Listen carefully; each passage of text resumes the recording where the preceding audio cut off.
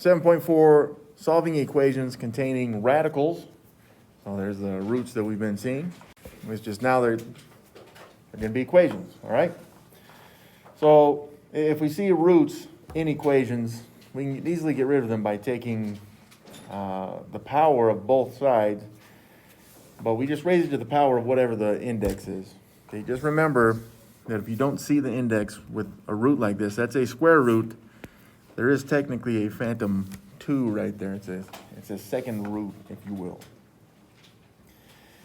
Okay, but then, again, if this is some kind of equation, then what we end up doing is to get rid of that square root, we would then square both sides of the equation. Kind of like we would with principles of equality. Whatever you do to one side, you have to do to the other side. It works with exponents like this. There's just one, we won't see anything freaky in this lesson today. So it says right at the bottom there, you will have to check, but we're going to save that for later because pretty much everything we're going to be doing should work, and we'll show that it works too, okay? So this one, again, this would be like maybe you solved the equation already, and then you just want to check to see if it's true. Well, if t is 9, then t squared equals 81. Now let's find out. Okay, so we're saying t, if we replace t with 9 in this equation, t squared equals 81. So I replace the t with 9. Just like we've seen with solving equations, and then we check at the end. I got a question mark over the equal sign, and I know, yeah, some of you did this in your head. 9 to the power of 2, that's 9 times 9, which is 81. And 81 does equal 81, so this one would say is true, okay? Now this is seeing if t equals 9 makes this equation true, right? This one, it's kind of switched. Okay, now it's saying if t squared equals 64, then t equals -8. And so, yeah, we could see, well, look, you got this equation, t squared equals 64. And you could kind of check it the same way, but there's one little catch to this. Okay, t equals -8. So I replace t with -8. I got that in parentheses on purpose because when I put this in the calculator, it would need that. And whether you need it or not, you can expand it like this and say, well, -8 times -8 is 64. Now, this is true. Okay? And while this statement itself is true, it's saying if t squared equals 64, then t equals -8. This is only a partial truth, which means that the overall answer here is actually false, okay? Because there's another value of t that we could make this a true statement, right?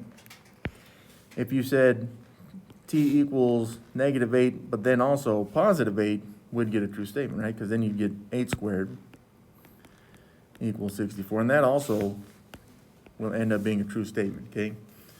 So this one is only false because it only gave us one of the two possible answers. Okay, even though, again, you got to be careful with this because I believe there's questions like this on the assignment. Some students say, well, it's true. Well, yeah, it did. The -8 did make this true, but remember, this is an if-then statement. The condition is if you have this, then the result would be this.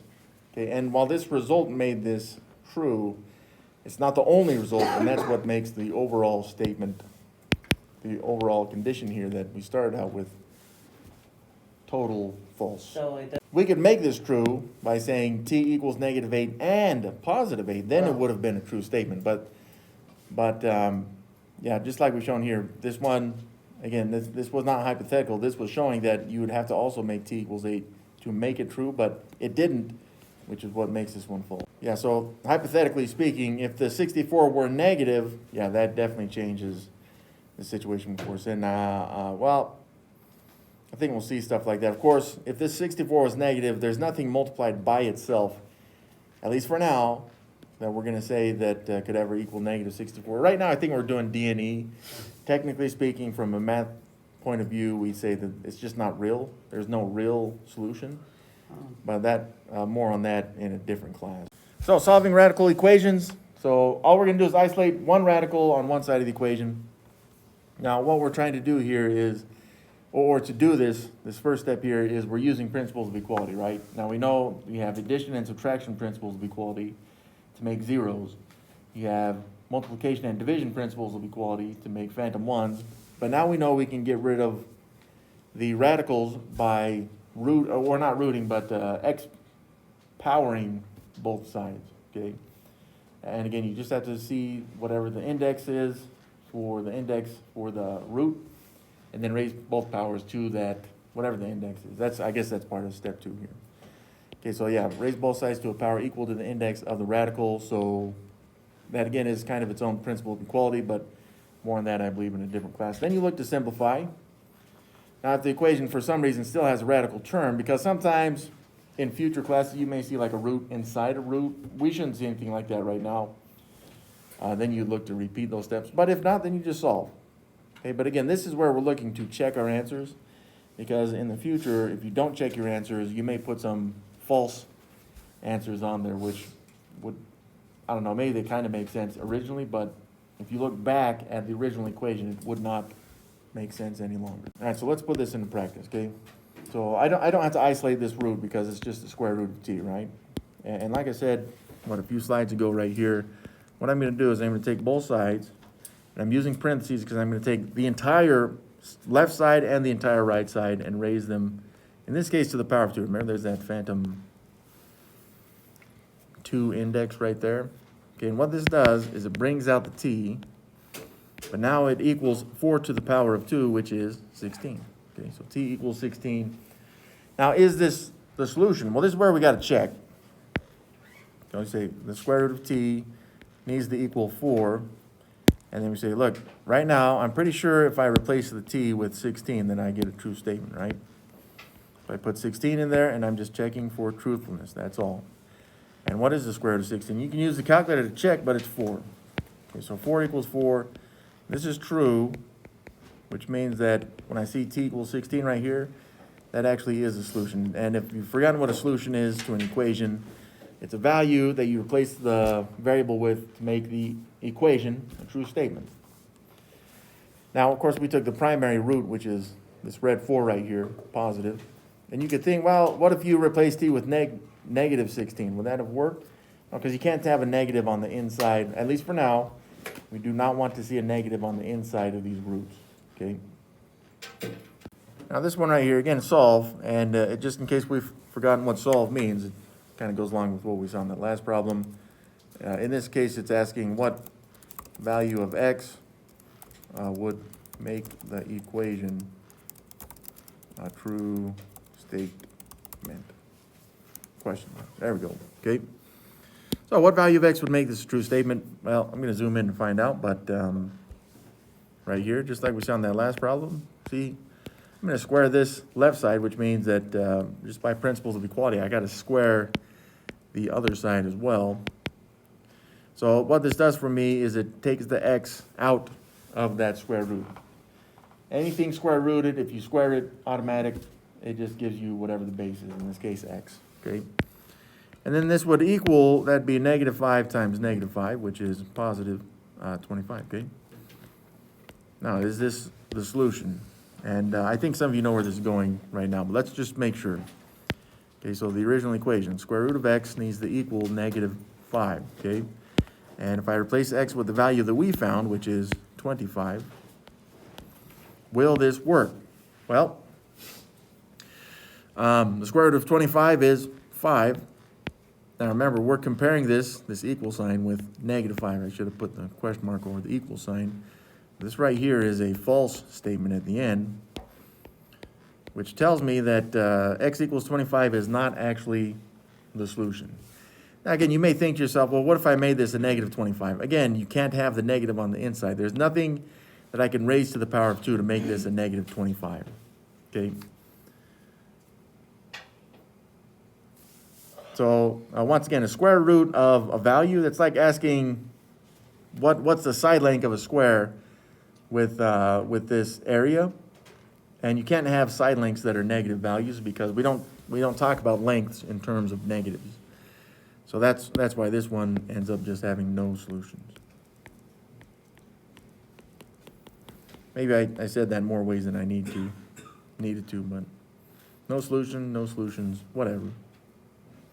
You'll keep in mind, which we've seen this before, if that was a third root, right, with the index of 3, that's okay. We could have done something like that, but since it was a even index, then we have to say this one has no solutions. All right, so this one, yeah, it's an equation, x minus 2. That's the square root of x minus 2 equals 6. And so just like we've seen on those last ones, I'm going to take the left side, the entire left side, and square it, and then the entire right side and square it as well. And what does this do? It takes whatever's on the inside of that root and just kind of brings it down for us, which is pretty nice. Then yeah, right here we got 6 times 6, which is 36. So x minus 2 needs to equal 36. Remember, this x minus 2, it's kind of like our absolute value equations, not that I think anyone really remembers or wants to remember that crap. But we're looking at the inside of that square root, right? If I can make the inside of this square root 36, then I should get a true statement, right? So at this point, applying principles of equality, I would say let's go ahead and add 2 to both sides. Here I'll drop my x, that zeroes out, equals 36 plus 2 is 38. Okay? Now that should make the original equation a true statement, which was square root of x minus 2 should equal 6. This time I'll make sure to put the question mark over there, but the x, I'm replacing that with the 38 that we found, and then just solving this here. 38 minus 2 is 36. Remember, we've seen that before. And does that equal 6? Sure does. 6 does equal 6. That's true. And so I can say, well, x equals 38 is definitely the solution to our original equation. It's the value of x that makes it true. And just to go back, as of right now, for this type of equation, this is the only value of x that would make the equation true. Any other value that you replace x with would make it a false statement. Okay, remember, the equal signs are comparing one side or one expression to another. This is, I don't know that we really hit too big on this rule here, but the rule is if you have the, I guess, again, it's the square root of one side, again, maybe it's equal to something. It could be square rooted, but it doesn't have to be. If you square both sides here, all that's going to happen is whatever's on the inside of that square root right there is just going to be itself. And then on the other side, of course, you got b squared, but whatever that is. But we're saying that we know that the two values are equal. Again, it's a right here. Yeah, it could be, right now, like that, this problem, we're looking at a binomial. It could be a trinomial. It could be just a complete polynomial. It could be ugly as crap, okay? And you will see sometimes that they'll make some of those square roots look pretty ugly, but for now, we're just kind of starting out with this kind of stuff. So yeah, be careful. This kind of goes back to what we've seen before with the polynomial stuff as well. It's like x minus 2, if you were to square this is not the same as x squared minus 2 squared. See what I'm saying? Because you have to square the entire binomial. And so this one, I mean, if that helps, yeah, put that in parentheses so you can see that it's the square root of all this stuff, and then you're squaring that. Again, this square, I hate to say cancels out because it's going to be a phantom 1. We just haven't really gone into it in too much detail. It's going to make a phantom 1 out of this square root. So this one's kind of new looking. Remember, the first thing that we have to do with these is to isolate the square root by itself, okay? So think about what that is. Try this one out. Take a minute, try this one out, then we'll go over it, okay? Yeah, for this one, just like I said, we got to isolate the square root. In this case, the square root of x, x minus 3. So I don't want that minus 5 with that x square root of x minus 3. So I got to get rid of that minus 5 right there, okay? So I'm going to use the principle of equality to zero it out by adding 5 to both sides of the equal sign. So then I got the square root of x minus 3, which we dropped, equals negative 9 plus 5, which I get negative 4 on this one. Now, just like we saw, I guess, a couple problems ago, right? This one, I'm taking a bit of a shortcut here just for the sake of time, really. But, again, this is like the area. You can't have an area of a square with a negative side length. We don't talk about lengths in terms of negatives. So right off the bat, just the negative related to the square root right here in an equality in an equation like this tells us there's no solutions. So yeah, if by chance you got x equals 19, again, 19 minus 3 is 16, but the square root of 16 is positive 4, not negative 4. Yeah, that's a good point. We could have tried it back here. Yeah, 4, that would have been 4 minus 5, that's negative 1. I mean, you could say it's even close to negative 9, but it's not the same. All right, how about this one? So the process is going to work pretty much the same here. We don't want anything with our square roots, not added or subtracted, not multiplied or divided, okay? Now, just relating this first part, okay, is if we started with an equation like this one, 5x minus 7 equals 8, and this goes back to what, unit 1, module 1. Hopefully you remember how to solve these, right? You'd have to zero out the 7 first by saying, I'm going to add 7 to both sides, like this, to zero that out. Then I'd drop the 5x, which then equals 8 plus 7 is 15 there. But then, only then would you divide both sides by 5, right? So then you got x equals 3. And x equals 3 would work on this one. But the reason why I'm showing this is because the process is the same for this. We're treating the square root, all of the square root, kind of like we would in x. We're not going to solve for this until we get it isolated by itself like this x, okay? So what we're saying is that now instead of seeing x, you're going to see like the square root of 8x minus 13. But again, the process here, that's the important part, that you understand that it is the same, okay? So in relation to that one that we just did, right? Same idea. I want to zero out that minus 7 or negative 7 by adding 7 to both sides. That's better. So that will zero that out. And then my 5 times the square root of 8x minus 13. I'm just dropping that. But now that this equals 8 plus 7, which is 15. Okay. Now, I don't want this 5 being multiplied by that square root. Okay, just like on this example here, we don't want a 5x, we want a phantom 1x, right? And so I also don't want this 5 there. Of course, we'll make that a phantom 1, okay? How are we going to do that? Same way that we just did on that last problem. I'm going to show the division a little different, though, with the fraction line like this, just because it doesn't matter. There's our phantom 1, and then I'm just left with square root of 8 minus 13. Okay, and then this now equals 5 divided by 5 is 3.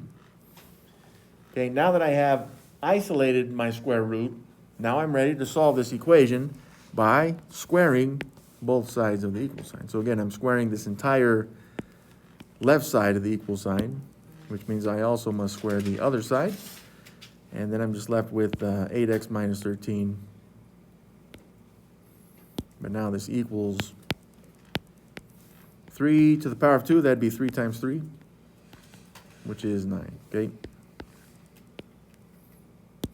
So now I've got an equation just like the one that we solved already. It should take 2 principles of equality to solve. And so you'd have to add 13 to both sides, zeroing out that negative 13. So that does zero that out. And then I got the 8x, which I drop. 8x now equals 9 plus 13, 22. Then divide both sides by 8, which tells us that the x should be simplified, by the way, 11/4. That's positive, okay? Now let's go back to the original equation and just check to make sure that this is going to work. Okay, so 5 times the square root of 8x minus 13, then minus 7, this should equal 8. Right now, we're pretty sure that the x value that we found is 11/4. Okay, so just by the order of operations, I'd have to work inside that square root. And 8 times 11/4 there should be 22. Then with minus 13 right there. And remember, we've seen that 22 right here. It's kind of like we're working backwards through the solving equations, which we've seen before. So 5 times that square root, and then minus 7 should equal 8. Oh, I forgot my question mark there, right? 22 minus 13, that would be 9. So now I got 5 times the square root of 9 minus 7. This should equal 8. And then the square root of 9 is 3. So now I got 5 times 3 minus 7. This should equal 8. And again, we've seen the 3 there. So the next one we're kind of expecting is 15. 5 times 3 is 15. 15 minus 7 equals 8. Yeah, that's 8. 15 minus 7 is 8. 8 equals 8. That's true. So now we know that our solution that we found is the actual solution to the equation. For me, I recommend using the calculators because all that time that we just spent writing this crap down, it saves it, okay? Now, remember, if you find that you found something false, which you've seen me do several times, we got to go back and figure out where I'm talking about me here, where I made a mistake. Maybe it's some kind of typo, sometimes right here. Like you even saw at the beginning of the problem, I almost put minus 7 right there. That would have been a huge mistake, right? So you got to be aware of those. If you end up with a false statement, then you know that this is not the actual solution. Well, for problems like this one, it's kind of like that absolute value stuff, kind of. Because, and this one's different just because we can use the principle of equality to undo these square root symbols, right? Like if I could square the left side and just square the right side, then it just pretty much drops everything that's on the inside of those square roots, okay? So I'm going to take that 9a plus 8 and also the 4a plus 7 and just dropping them because now they no longer have those roots attached to them, okay? And this just becomes an equation that we can solve, and I'm going to do two principles of equality at the same time here. I'll put my a's on the left, and then that's an a, by the way. A's on the left, numbers on the right. So the plus 8, I have to zero out by subtracting 8 from both sides. That does zero that out. 7 minus 8 is negative 1. But also, I'll zero out the 4a's. Okay, so minus 4a's gives me 5a. Now, 5a equals negative 1. And then to solve this, I would divide both sides by 5, giving me my final answer. Of course, you could say that's 1a equals negative 1/5. I want that to be a phantom one, okay? All right, now going to the calculators, we should, if I'm going to check this, then I need the equation to be a true statement by replacing a with that negative 1/5. Not only the 1a, but both of them with the same value, negative 1/5. Let's see what happens when I do that.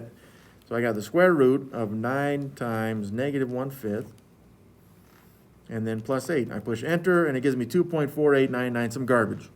Some garbage-looking decimal right there. It's a irrational number. But I'm going to go to the other side, and if I see the same thing on my calculator, I know that it should be correct. So 4 times negative 1/5. I'm using the fraction button there, plus 7. Enter. That's the same exact decimal, 4.89 and some garbage-looking stuff, okay? Which tells me that if you were to go to the original equation like we did and replace a with negative 1/5, we got a true statement, which means a equals negative 1/5. That is the actual solution. Yeah, everything that we're going to see in these last two problems should be pretty familiar here.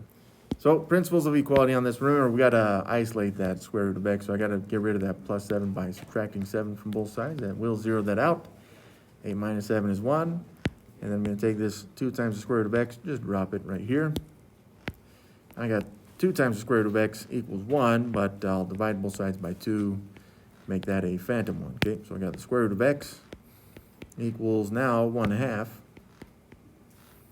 And now I'm at the point where I need to square both sides, right? Because I have now isolated the square root. It's just the square root of x, so by squaring both sides.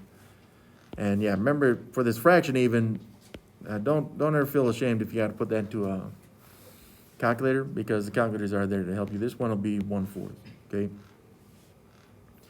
Now, will this work? Well, square root of x, that'd be the square root of 1/4. If we wanted to check 1/4 square root, 1/2. 2 times 1/2 is 1, and then 1 plus 7 is 8. So that makes a true statement, and so we can see here that x equals 1/4 is the solution. For one like this, the same idea here. I don't want that minus 7 there, so I'm going to have to add 7 to both sides. Okay, to zero that out, and then I'm just left with the square root of m minus 2, which I drop. Now it equals 6 plus 7 is 13. And yeah, we're going to go and square both sides. So let's square m minus 2, which just makes m minus 2 equals 13 also to the power of 2. I think it's 169, but I forget. Yeah, we're good. Calculator confirmed it. And now, to solve this equation, all I need to do is just add 2 to both sides. And I get an m value that is 171. Let's just check. 171 minus 2 is 169. Square root of 169 is 13. 13 minus 7 is 6. Yep, that checks off. Now I know that m equals 171 is the solution to the original equation.